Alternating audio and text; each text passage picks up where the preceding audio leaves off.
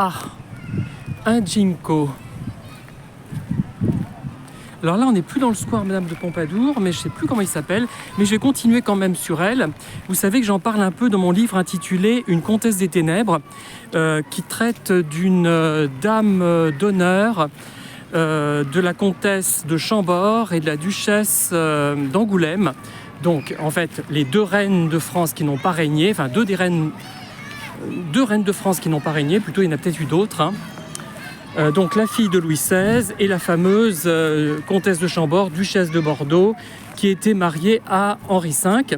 Et en fait, elle a vendu donc son marquisat normalement. Mais corrigez mes erreurs, hein, n'hésitez pas, ça ne vexera pas, au duc de Choiseul. Et pour la consoler, Louis XV lui a donné le titre de duchesse de Ménard. Il y avait un château qui était associé, je crois. Là, vous avez Carrier Belleuse, statuaire. Il ressemble un peu à Flaubert, je trouve. Mais c'est pas Flaubert, non. Il ressemble, hein. Et donc, pourquoi on l'appelle pas duchesse de Ménard? Et d'ailleurs, elle était marquis de Pompadour, parce qu'elle n'était pas la femme d'un marquis de Pompadour, hein.